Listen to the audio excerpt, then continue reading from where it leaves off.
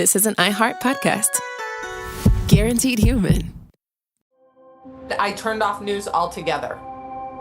I hate to say it, but I don't trust much of anything. It's the rage bait. It feels like it's trying to divide people. If we got clear facts, maybe we can calm down a little. NBC News brings you clear reporting. Let's meet at the facts. Let's move forward from there. NBC News, reporting for America. In business, there's no room for guesswork. Every shipment matters. Every deadline counts. When you're trying to keep operations running smoothly, the last thing you need is uncertainty. That's why reliability is at the core of USPS Ground Advantage. Each package moves through a secure, nationwide network tracked from dock to door with affordable, upfront pricing and delivery you can depend on. Because knowing your logistics are handled lets you focus on everything else. Visit USPS.com/Ground Advantage to start shipping with confidence. USPS Ground Advantage. When Kohler, global design leader in luxurious kitchen and bath products, asked me to be their ambassador for timeless, elegant, durable cast iron, I said, I'm in. Soon after, I was in their Kohler, Wisconsin foundry, watching molten iron poured, enamel applied by hand, and the beautiful finished pieces ready to ship. Since 1883, Kohler cast iron has been crafted by incredible artisans, and seeing it firsthand gave me a whole new appreciation for their craftsmanship. Now, I'm proud to lend my stamp of approval to my favorite Kohler cast iron products for their durability, beauty, and enduring style. Shop my curated picks at Kohler.com. As the Kohler cast iron ambassador, I say, long live cast iron. Welcome to Stuff You Should Know, a production of iHeartRadio.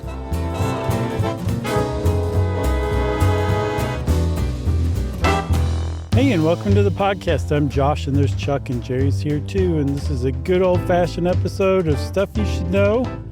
It's got history, it has geology, it has lost lands, it has abbreviations like KYA, all sorts of great stuff in it. Oh boy, my friend, if I know Josh Clark loves something, it is submerged or lost lands. It really is. I love it.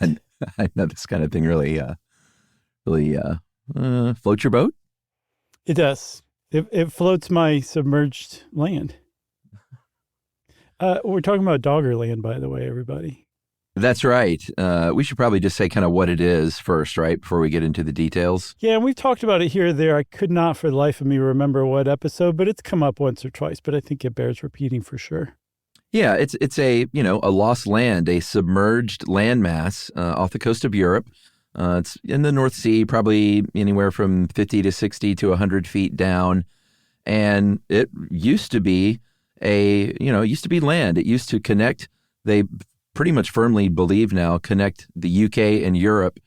And not only that, but was a land where that kind of flourished, depending on when you're talking about, with plants and animals and even people.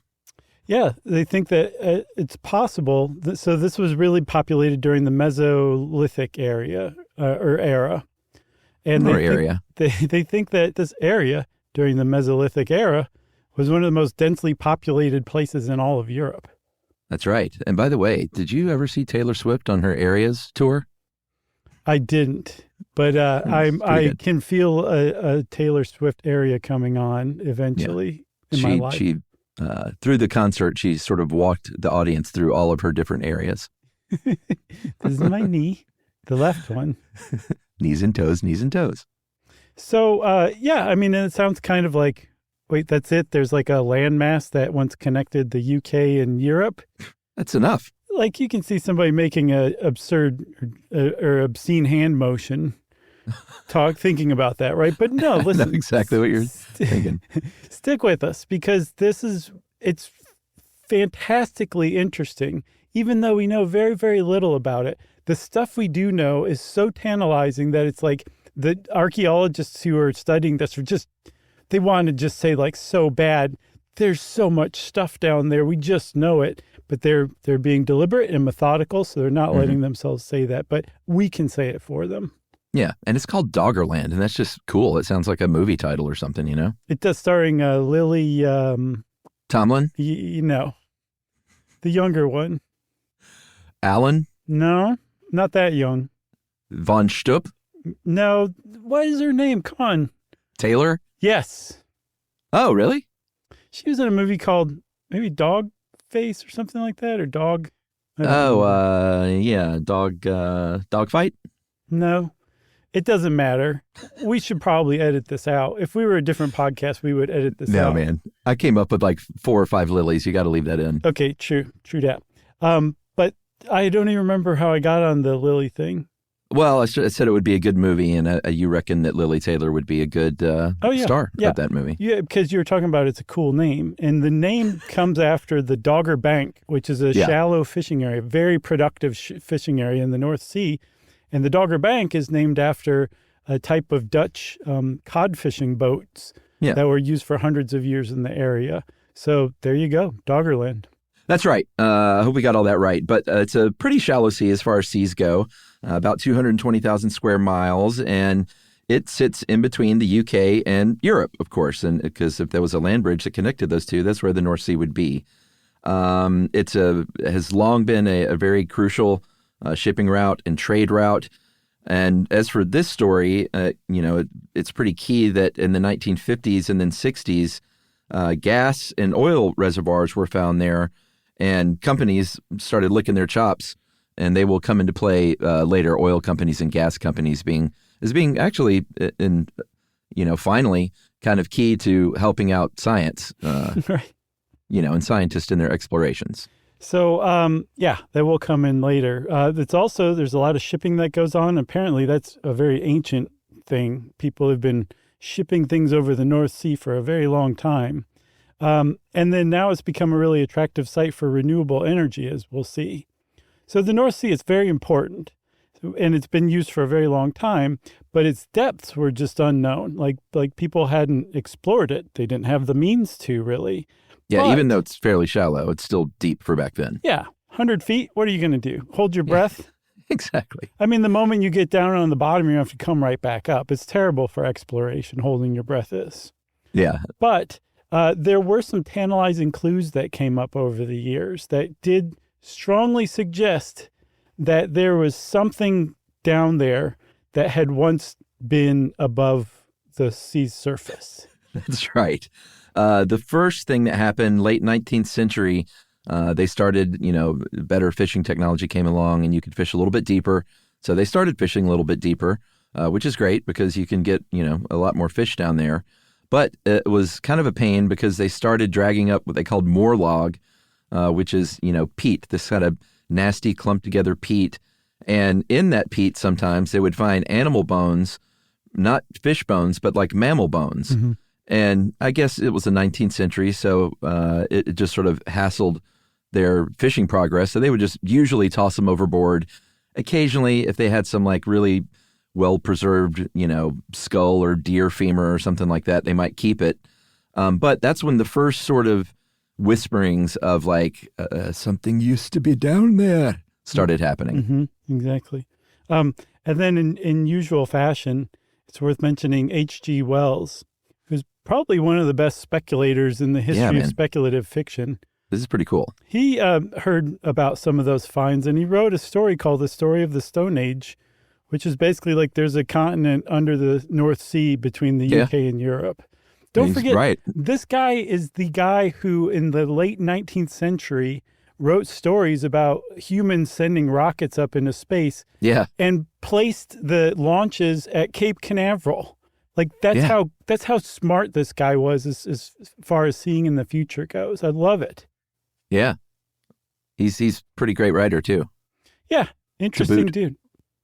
Man, we should do one on H.G. Wells. He deserves his own show, I think. Okay. All right. Let's do it. Moving on. As we crawl through Noah's Woods now, before the 19th century, and those bones and that moor-log peat started coming up, there were whispers then. I said the first whispers came in the late 19th century. That's not exactly true, because during low tide, way back when, the water levels would drop and some of these folks living in the UK at the time would see these tree stumps, and this is like medieval times, and they called it Noah's Woods with the idea that this was, possibly the area where Noah from the Bible lived before God decided to flood the earth because he was grumpy. Yeah, and here was plain, right in your face evidence of it. So that had stuck around since the medieval age. And apparently, according to UK or early British lore, this is where Robinson Crusoe, who is the model for Robin Hood, emerged from the water and gave Arthur the sword and the stone. That's right. So Noah's Woods was just kind of like a local thing. I'm sure the churchy types really talked about it more than anybody else, but scientists hadn't paid much attention to it until a very forward-thinking scientist and his wife, Clement and Eleanor Reed, came forward, and they started looking into it. And they kind of were the first people to put together Noah's Woods, the fact that there are tree stumps, weirdly ancient ones, in the sea. People are pulling up animal bones for terrestrial animals, pulling up peat.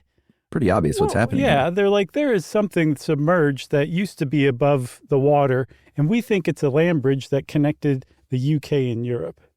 Yeah, they, and I noticed there were a couple of scientists, married couples that worked on this along the years. It's kind of cool. This is a golden age for that. Yeah. In 1913, they published Submerged Forests, which was the very first study on those woods. And yeah, that's when they really kind of put it out there.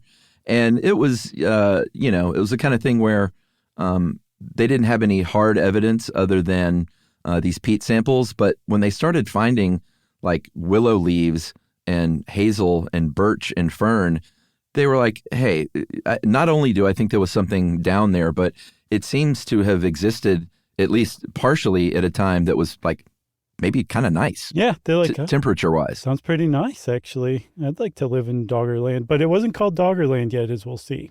Yeah, that's right. So the Reeds had this pretty great theory. Apparently, I read that they concluded that the only possible explanation for this was that sea level rise had flooded and sunken this land.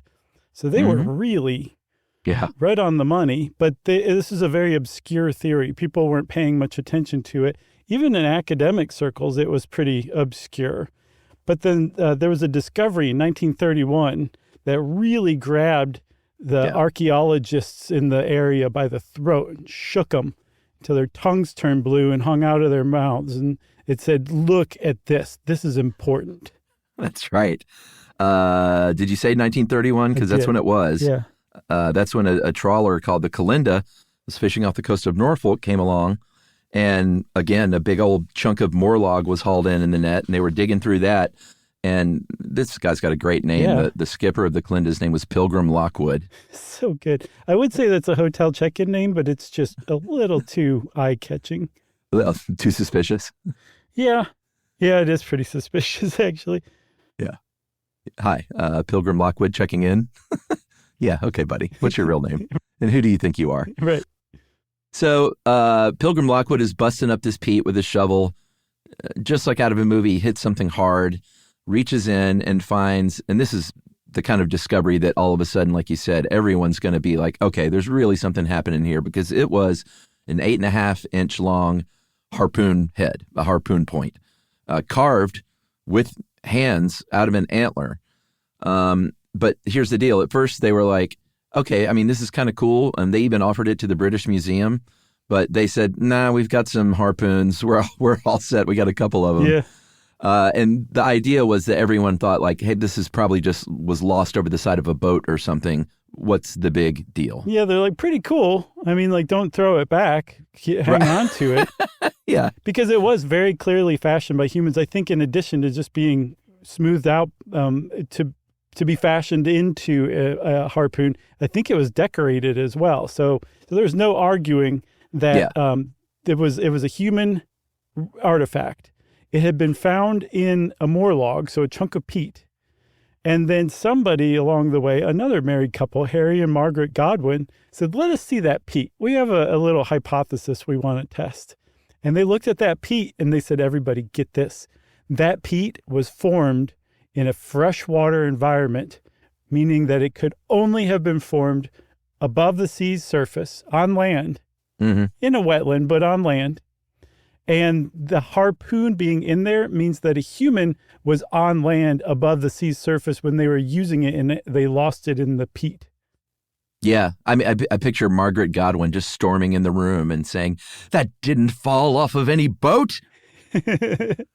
And then, even better, the British Museum gets in touch with Pilgrim Lockwood after this, and he's like, well, look who's come crawling back. Yeah, that would have been pretty great, actually. Yeah. So they used pollen analysis to figure this out, and later on they were able to date this thing, and this harpoon head they found was about 14,000 years old. Neat. Which would place it kind of squarely in the Mesolithic era. Well, about toward the beginning of it, I think, because it's in the area. It's a squishy one. And the other thing that's so exciting about Doggerland and finding stuff out about it is we have very little information about Mesolithic people of this area of the time. Okay? Yeah. Okay, everybody. In addition to all that, Chuck, there were some more things that came up during the 20th century that were like, there's something really interesting down there. They were finding bits of textile. Yeah. They found a Neanderthal skull fragment that they managed to... It was between 70,000 and 40,000 years old. Okay. We'll talk about it a little later, but there's a facial reconstruction. You know, they love to do like the 3D. Oh, yeah. They have the guy smiling, just a huge, big, sweet, goofy smile. And I thought that was a nice touch. Yeah, that's always nice. That's when they recreated what they thought Jesus would really look like, and he looked like he was on The Simpsons or something. Right. Or he's doing the eye wink and the double guns. I've seen that before, too. Oh, yeah, that's classic. But despite all these finds, kind of throughout the 20th century, the scientific community still were like, okay, so there were people there, but like they were just traveling along the road. Right. Like nobody lived there. They were rambling on. They were rambling on through the area and the era, and maybe we should take a break. Yeah, let's. All right, we'll be right back with more on Doggerland.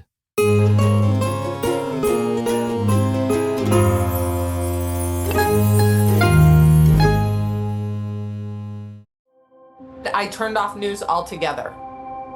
I hate to say it, but I don't trust much of anything. It's the rage bait.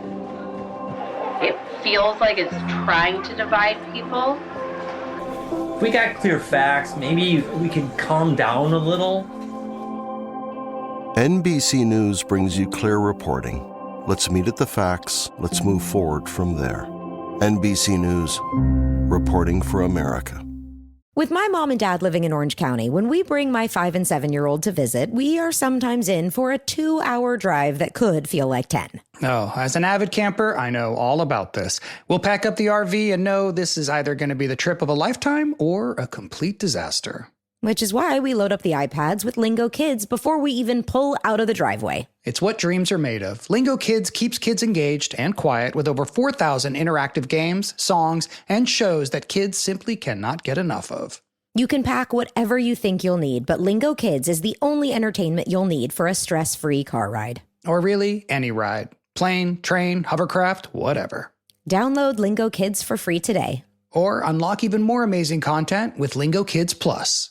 Choose the yearly plan and save up to 60%. Search Lingo Kids in the App Store or Google Play. Lingo Kids, everything kids love.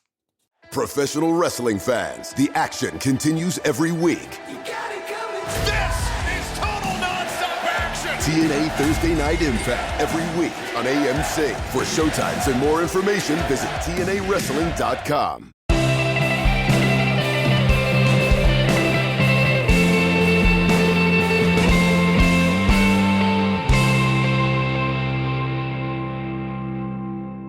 All right, so you mentioned before the break at some point that Doggerland was not named Doggerland at this point.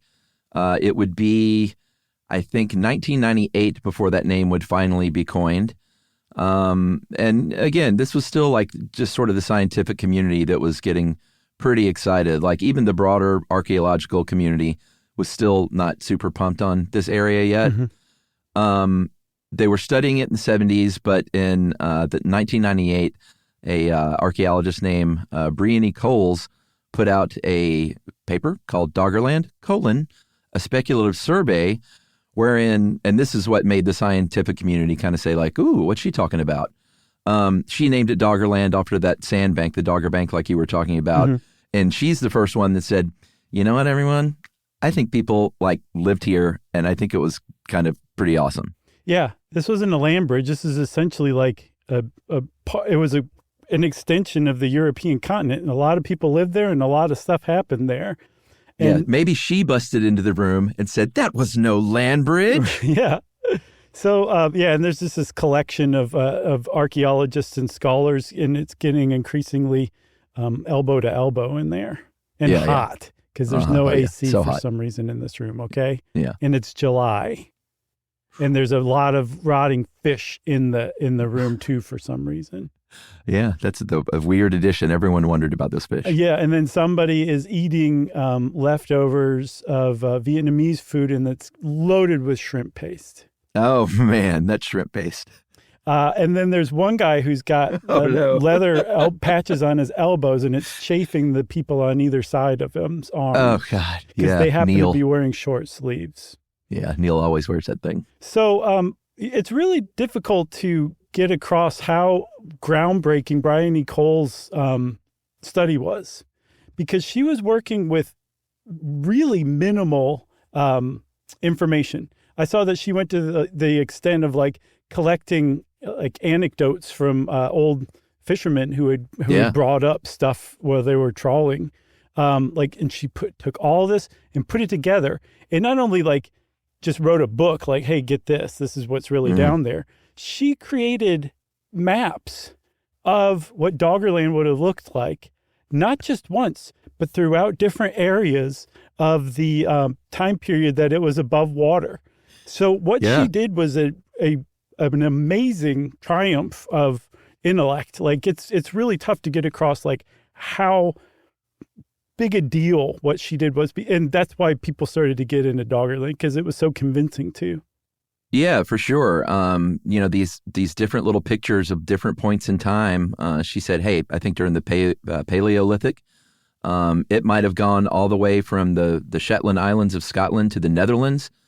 Maybe I think during the Holocene period, that sea began to rise and it became an island for a while.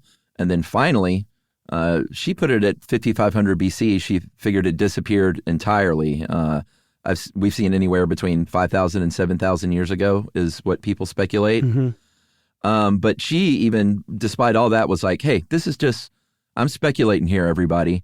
Much later, a archaeologist named Vincent Gaffney, along with a graduate student named Simon Fitch, Fitch, in 2001, got on the scene.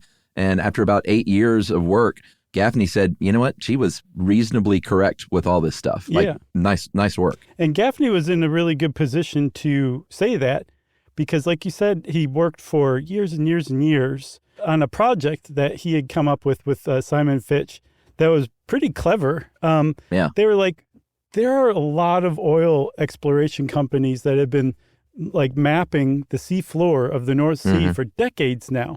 Surely they have some amazing data sets that they'll share with us. So they started going around to oil companies, and they finally found one, actually, Petroleum Geoservices. And PGS said, sure, we'll share a little bit of our undersea mapping with you. And they gave them data for 23,000 square kilometers of the North Sea. And Vincent Gaffney fainted, but luckily Simon Fitch was there to catch him. And that was what Simon Fitch is all about. He's always there to catch you. Yeah, and this was a situation where, like, to the oil company, they were like, let's just give them a little bit of our stuff, and maybe they'll stop calling us. Yeah. Archaeology Magazine later called that the largest geophysical survey ever made available to archaeologists. Pretty cool. So that's sort of the difference between the oil company sector and the scientific community and what they consider a little bit of data. Yeah, and this was really groundbreaking for underwater archaeology, because underwater archaeology at this point was like dive down in scuba gear, hope you find something. There were some techniques where you can actually kind of excavate something that's close to the surface. They have big vacuums that they go through the silt that's taken up on board the ship above. So it's not like it was just completely just a concept at the time, but this really opened it up, this underwater mapping. But Simon Fitch and Vincent Gaffney found out these maps the resolution's not enough to be like, there's a site. Oh, look, that skeleton's waving at us. Let's go investigate there. But it was enough to give them a big picture of Doggerland. And it was very clear that this was not just some land bridge. This was, essentially a new country that they had discovered under the sea.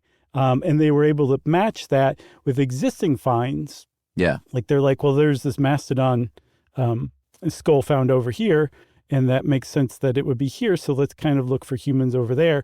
That's the kind of technique that they managed to come up with. Yeah, it's pretty cool. And in the end, they basically said, we think this was not only were there people here, but they think it was a, quote, a significant Mesolithic population. Mm-hmm. And, it was, like you said, it was pretty groundbreaking. I thought we did an episode on underwater archaeology, but I think it might have just been that I wrote that article for HowStuffWorks.com back in the day. Oh, we should do that then. No? Okay. I don't know. If it was something I wrote, I'm not sure it's that great. No, you've written tons of good stuff. Oh, you're sweet. In 2022, I guess we should mention in 2014, Gaffney started working at the University of Bradford, and he founded the Submerged Landscape Research Group there because he was dogged about Doggerland. And then eventually in 2022, I guess 7-ish years later, or 8 years later, he joined the Unpathed Waters Research Project. And that was a pretty cool initiative to make the maritime history of the United Kingdom, just kind of put it out there for the public to digest. Yeah. So did you check this map out? Yeah, it's cool. Yeah, it is. So the resolution it's very like Pitfall. It's level of bit resolution. The reason why is because if they took all the data that they actually have and rendered it in some sort of way that looked kind of whiz bang, it would crash your computer the moment you started to try to load it, right? Yeah. So they had to, because there's so much information that they had to kind of narrow it back down into that kind of lower resolution version. But the stuff that it does is amazing. Like you can go forward in time, backward in time. You can see the sea level rise and fall. You can actually control people by setting up a camp and then sitting back and watching what they do. And if there's like a caribou or a moose or something nearby, they'll go kill it. And then they process the carcass, and it just does all this different super cool stuff. It's definitely worth checking out. The Unpathed Waters, Undreamed Shorelines, I think. Wow, that's a very pretty name. It is. Should we take another break and talk about what was there? Yeah, let's take that break.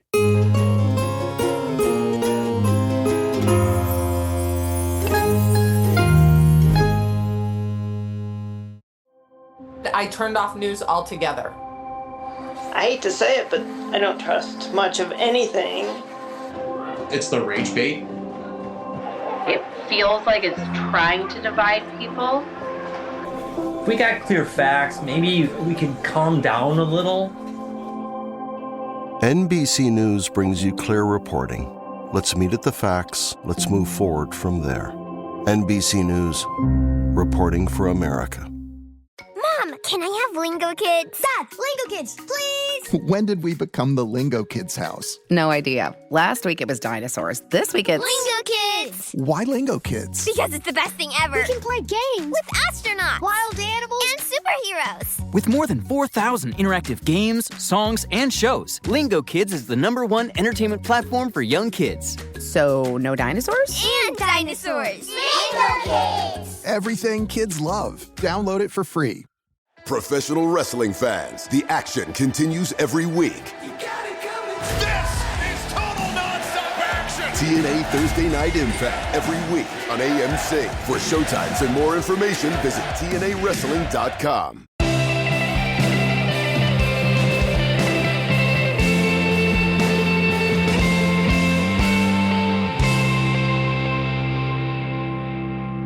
All right, Chuck. So ever since Brian E. Coles came up with the Doggerland speculative maps, and Vincent Gaffney and Simon Fitch and all of the projects that they've worked on have improved that information. In addition to all that, more and more artifacts have been coming up, and apparently there's a good working relationship between archaeologists who are studying Doggerland and the trawling fishermen who bring in these finds. Because before it was like, hey, check out this what do they call them, moor logs? This big chunk of teeth. moor logs. And look, there's a mastodon tooth? Is that what that is? And they'd say, well, where did you get this? And be like, I don't know. I was over somewhere in the East North Sea. And that didn't help very much. But now that they've kind of formed this relationship with these fishermen, the fishermen are like, well, here's the GPS data for where we pulled that up. And now our underwater archaeologists can go and look and say, like, yep, this seems like a good site to explore. The problem is this. This area is so covered in sediment that even for underwater archaeology, this is a challenging place to find artifacts, because there's so many rivers that flow into the North Sea. And unlike rivers that flow into the ocean, that sediment doesn't just disperse. It gets trapped between the UK and Europe. So it just settles, and there's a lot of sediment on top. Yeah, very messy scene. But nevertheless, they have persevered and learned a lot about what was there through these finds. In 2017, they were trying to figure out what plants and animals were there. And they figured, hey, during the Younger Dryas, which we all know now because we did that episode very recently on the Younger Dryas. That was a happy episode too. They said Doggerland was a tundra. It was just ferns and shrubs and grasses. The climate started warming over the course of thousands of years. And during the pre-boreal period, the Holocene, there were birch and pine trees, and all of a sudden it went from a tundra to a forest. Mm-hmm. And then later, during the actual boreal period, birch got replaced by hazel, and you got these freshwater lakes, which is, early on, remember when they found that they did the pollen analysis and they found the freshwater evidence. So that kind of explains that. Yeah. And as far as the animals living there, that is shifting along with the climate, basically, over the period of, tens and hundreds of thousands of years. Yeah, because those animals were adapted to the Ice Age. And so when the Younger Dryas was like, Ice Age is back, those animals hadn't died out yet. So they're like, awesome, we got another 1,300 years. But after the Younger Dryas ended and the Ice Age finally came to an end about 11,600 years ago, the things like the woolly rhinoceros and mammoths and reindeer had really nowhere to go and largely died off or else migrated northward. And they were replaced by wild boar, birds came along, which is always a good thing. Otters showed up. Cute. If you've ever seen an otter holding hands with another otter, you're glad that those otters showed up. Beavers, one of our favorite animal episodes. It was just a huge change in not only the vegetation, but also the animal life. And the animal life also included humans, too. Yeah. I mean, we mentioned there were people there, and there were. The first hominids there, well, they weren't human, actually, so I sort of misspoke, but they were called Homo antecessor, which was the predecessor to humans, and they were there about 800,000 years ago. And then finally, we mentioned that Neanderthal fragment, skull fragment. Mm-hmm. They moved in when Doggerland was a tundra. And I guess it was 2001 when they found that skull fragment. This is off the coast of the Netherlands. And they named this one. I love it when they name these, ancient humans. But I'm not even going to try and pronounce it. It's Krijn. Not sure how you would say that in Dutch. I saw that it was one syllable, so I'm not sure either, but it's not Krijin, like I was saying originally. The J's got to be silent, right? It does something weird. Yeah, it does something weird. But they reckoned that fossil. They dated it to about 70,000 years old. Mm-hmm. And they said this guy probably ate a lot of meat as his diet, maybe some fish, but definitely was chowing down on some pretty good food.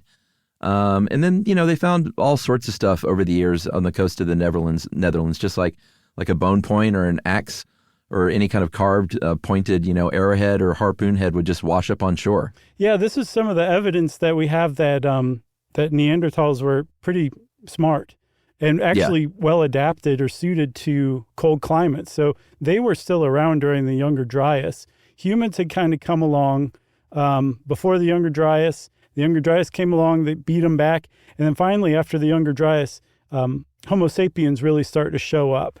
Yeah. I think as early as like 14,000 years ago. And again, this is the beginning of the Mesolithic in Europe.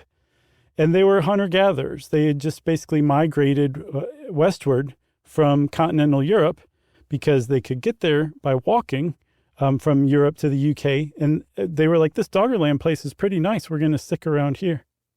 Yeah. So, for a while they were migrating around, following the animals, going where the food was. Mm-hmm. But they said, they're basically like anyone else from that time in that place, from that era and area. Man, this is really just fitting together like a glove, I love it. They were, carving things from stone, carving things from antlers. We have direct evidence of both, and animal bones. They were wearing animal skins. But they said they think eventually, like you said, they decided like, hey, this place is nice. Let's set up camp here, and maybe even farmed there.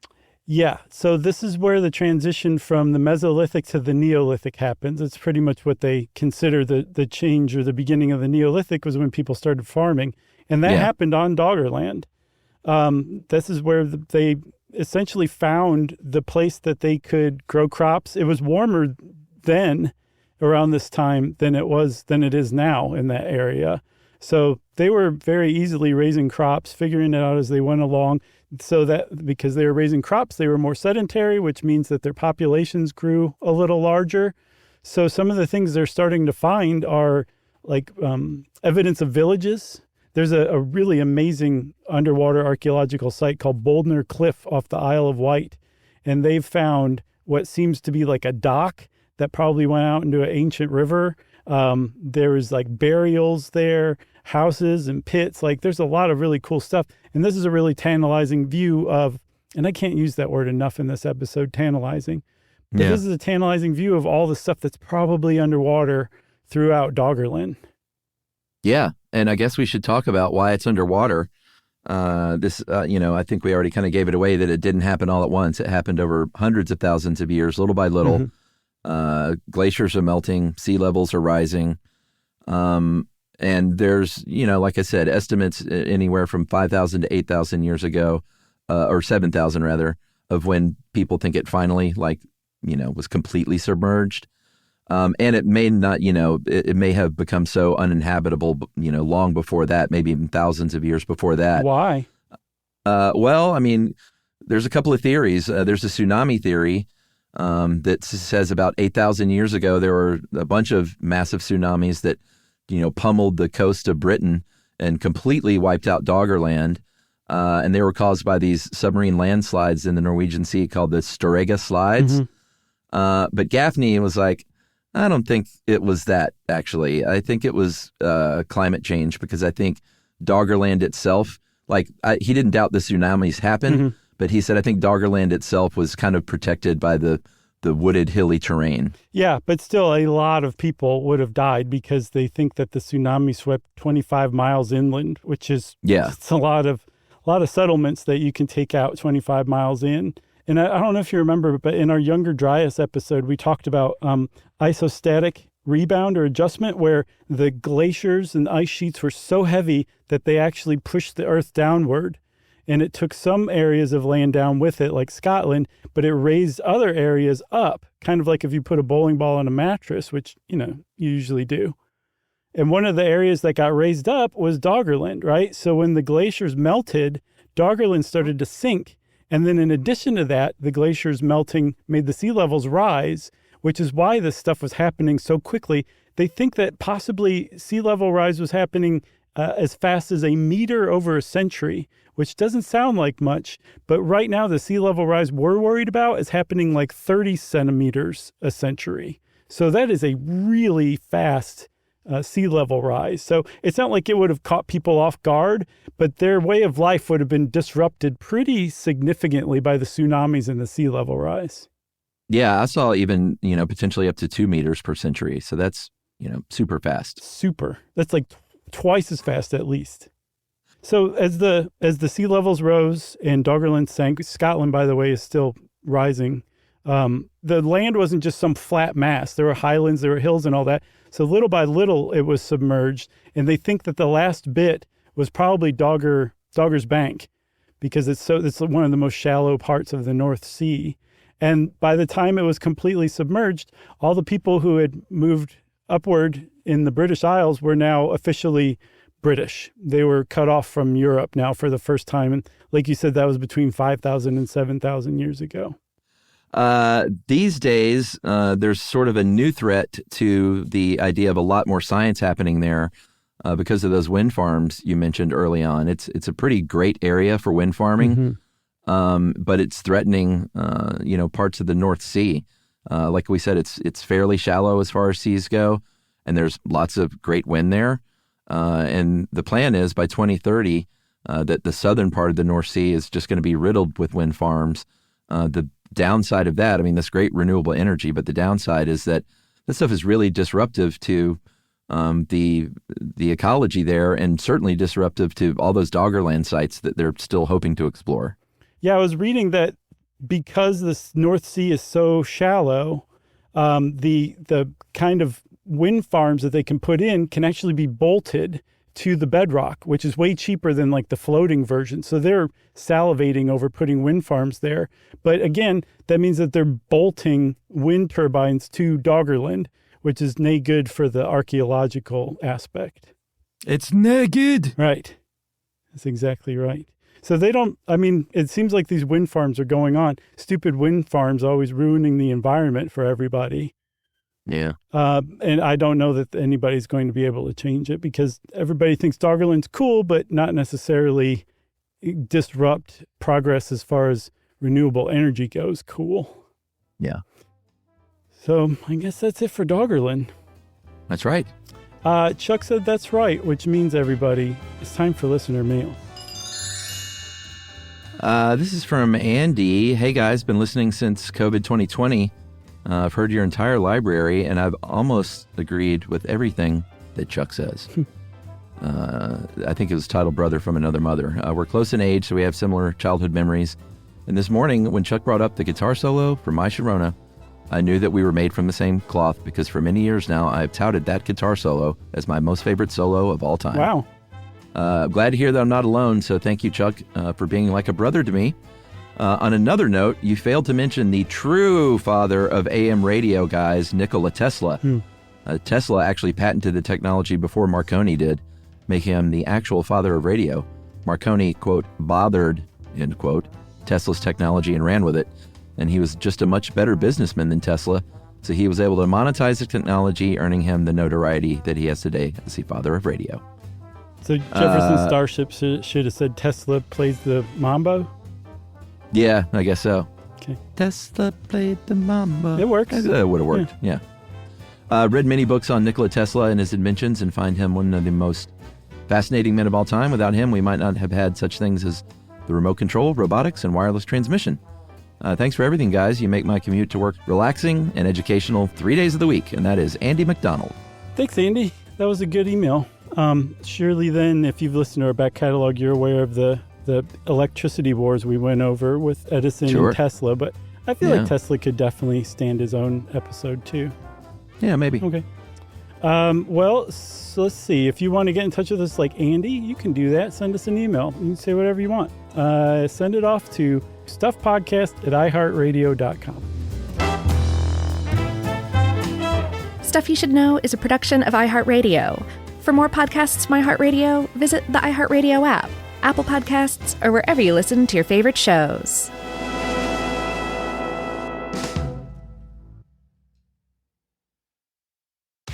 When you're a maintenance engineer in a beverage manufacturing plant, you keep production lines moving and quality on track because there's no room for slowdowns. With Grainger's vast selection of high-quality motors, sensors, belts, and hard-to-find parts, you can get what you need fast and all in one place, so nothing gets in the way of getting the job done. Call 1-800-GRAINGER, click Grainger.com, or just stop by. Grainger, for the ones who get it done.